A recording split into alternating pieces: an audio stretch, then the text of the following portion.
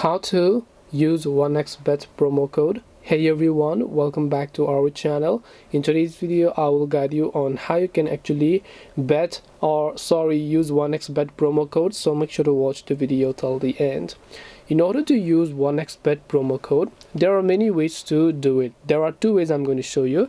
One thing that you can do is come to the menu page, and then here you'll find the option called promo codes. So you can convert your promo codes into promo points and then convert that into a certain amount of money in order to go ahead and then use your promo code.